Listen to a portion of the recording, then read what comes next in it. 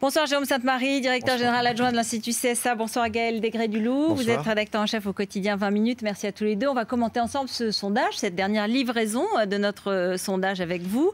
Et on va regarder, il est intitulé « Le climat post-cantonal ». Comment vous le définiriez peut-être en un mot ? C'est un climat déjà d'immense pessimisme à droite et plus généralement on voit que 72% des Français pensent que Nicolas Sarkozy ne sera pas réélu et sur ce fond de pessimisme on a on le verra, des intentions de vote qui elles tempèrent cela. Voilà, et 72% des Français, on est en train de voir le tableau, on va le revoir, 72% des Français qui pensent qu'il n'est pas réélu et à l'intérieur même de l'UMP une majorité de militants UMP ou de sympathisants de droite qui pensent 54% qu'il ne sera pas réélu non plus. Oui, ce qui est quand même une petite surprise. Peut-être pas forcément une énorme surprise, mais c'est quand même une petite surprise et ça doit, à mon avis, faire parler beaucoup dans les rangs de l'UMP, qui est déjà en proie à pas mal de dissensions en ce moment. Effectivement, donc comment ça s'explique? Alors on va revenir après sur les différents thèmes, mais vous dites déception sur Nicolas Sarkozy.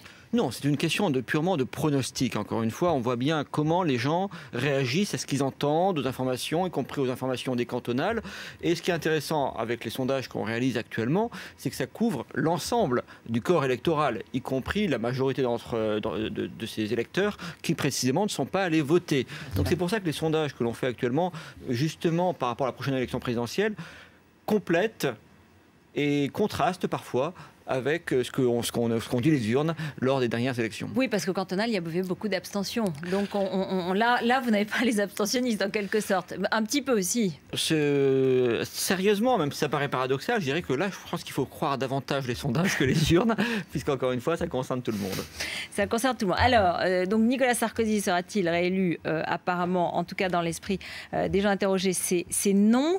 Mais vous disiez que c'est quand même tempéré par les intentions de vote, puisque avant ce sondage, on avait vu des intentions de vote qui montraient que Marine Le Pen était systématiquement au deuxième tour et que Nicolas Sarkozy pouvait prendre le risque, enfin en tout cas parfois ne se retrouvait pas au deuxième tour. Oui, c'est vrai que c'est ce que l'on voit dans les intentions de vote. Finalement, il apparaît que dans 3 scénarios sur 4, Nicolas Sarkozy reste quand même au second tour.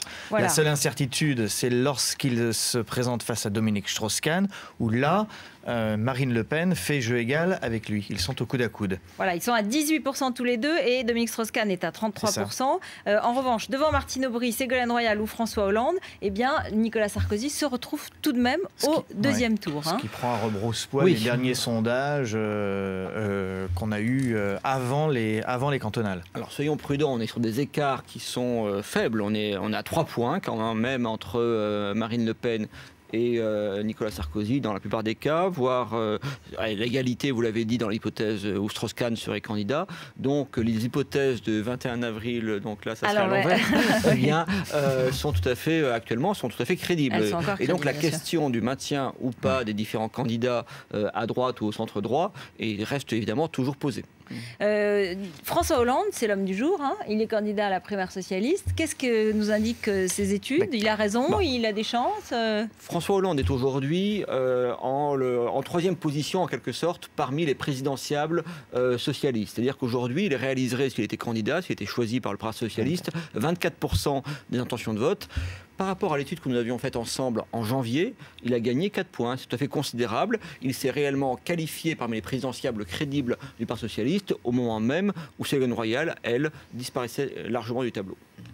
En un mot donc aussi sur le climat post-cantonal, on parlait aussi du Front National et de Marine Le Pen. Quelle est l'envie des électeurs UMP? Qu'est-ce qu'on peut distinguer dans ce sondage? Est-ce qu'ils ont envie d'une alliance avec le Front National? Est-ce qu'ils n'ont pas envie? Est-ce que c'est un de leurs soucis? Alors contrairement justement à ce qu'on pourrait penser, justement au débat actuel qui agite la classe politique, il s'avère qu'il y a une majorité des Français qui rejettent toute alliance de la droite avec le Front National et également une majorité de l'électorat de droite. ce qui sous-tend que finalement, est-ce que la stratégie adoptée par la présidence aujourd'hui, qui est d'aller flirter avec certaines thèses, en tout cas certains débats qui sont des débats de prédilection du Front National, finalement, on peut s'interroger sur la pertinence ou pas de cette stratégie.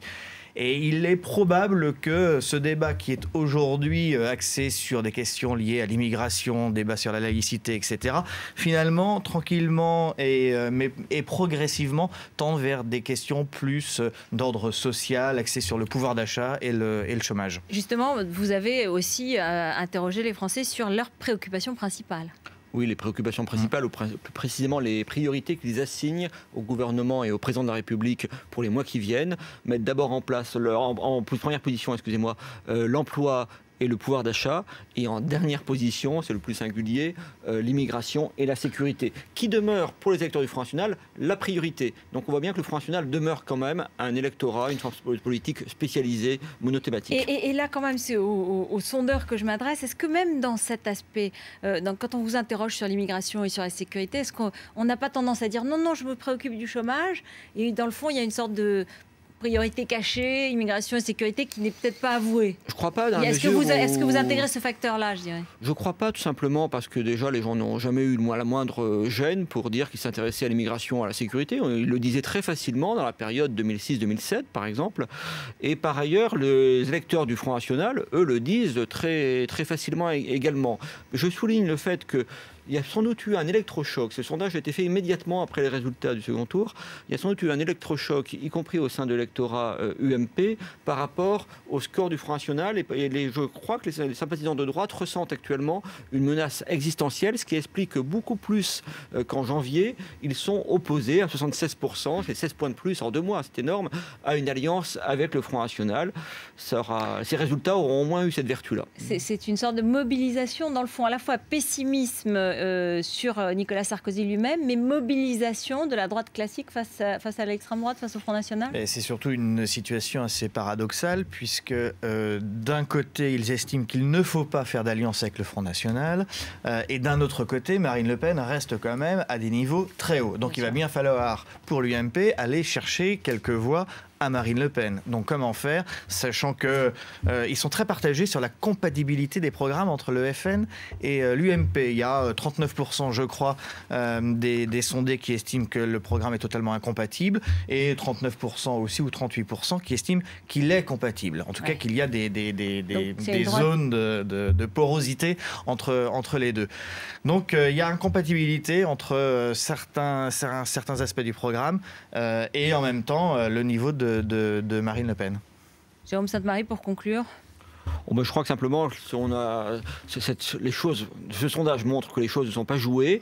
Notamment, il y a un phénomène qu'on n'a pas du tout évoqué, je me permets de le signaler quand même, c'est la percée d'Olivier Besancenot à l'extrême gauche par rapport à Jean-Luc Mélenchon. Olivier Besancenot qui ne serait pas, un candidat facile pour le candidat socialiste si jamais cette percée devait se confirmer. Olivier Besancenot qui était très absent ces derniers temps, vous le reconnaîtrez médiatiquement. Et qui profite de cette absence, alors Jean-Luc Mélenchon visiblement pâtit de ces prises de position qui le font apparaître aujourd'hui comme un diviseur à gauche. Mélenchon attire plus les caméras que les électeurs, alors que Besancenot attire plus les électeurs que les caméras en ce moment. Les caméras aussi, on l'interviewe régulièrement. Moins en ce moment en tout cas. Voilà, on fait notre boulot.